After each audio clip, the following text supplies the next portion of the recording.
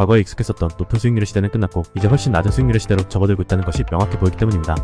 지난 25년 동안 저는 이 방법을 고수해왔습니다.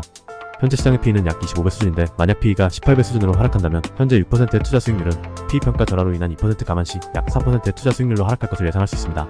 지난 25년 동안 10년 단위로 이런 분석을 해왔는데 실제 수익률과의 상관관계는 약 0.81에 달합니다.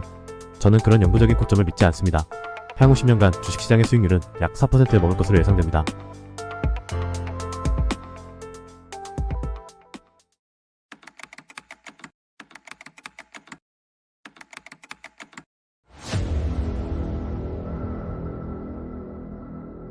오늘 이야기할 것이 많습니다.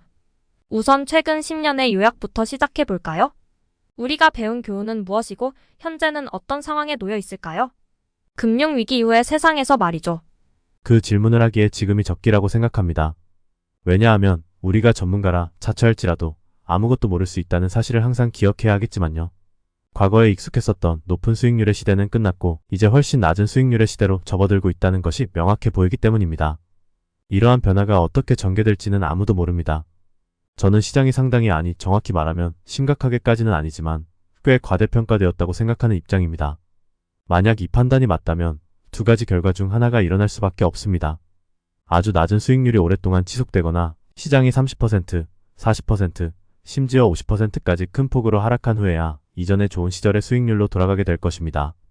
이 두 번째 결과는 힘든 과정이지만 거의 피할 수 없는 운명처럼 보입니다. 35년 동안 우리가 경험했던 역사상 가장 큰 강세장 이후로 앞으로의 수익률은 더 낮아질 가능성이 큽니다.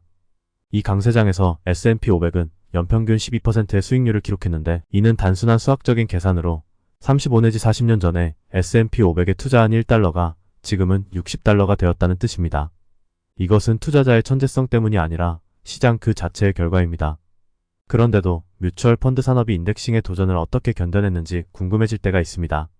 제 생각에는 이 엄청난 강세장이 그 답을 설명한다고 봅니다. 평균적으로 10%의 수익률을 제공한 펀드가 있었다면 그 펀드는 초기 자금을 40배로 불려줬을 것입니다.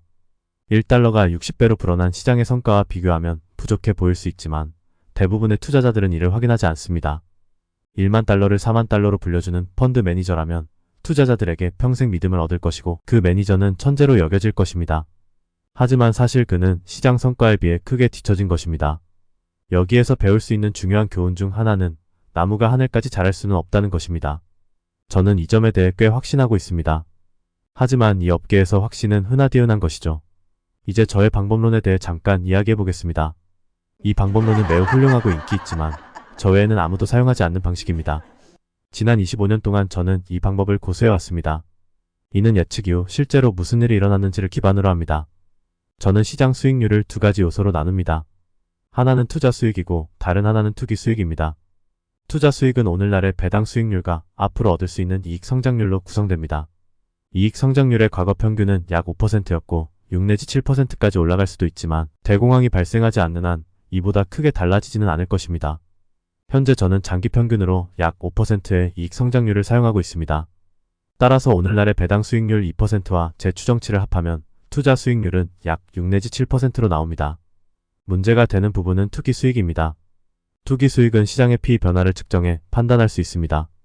예를 들어 P가 10에서 20으로 상승하면 이는 10년 동안 약 7%의 추가 수익을 제공합니다. 1980년대와 1990년대에 이런 일이 일어났지만 다시 일어날 가능성은 낮습니다. P가 10에서 20 그리고 40으로 오를 수는 있겠지만 이를 80까지 올리는 것은 불가능에 가깝습니다. 책임있는 시장 예측자는 반드시 투자 수익과 투기 수익이라는 두 가지 요소를 포함한 총 세 가지 요소를 분석해야 합니다.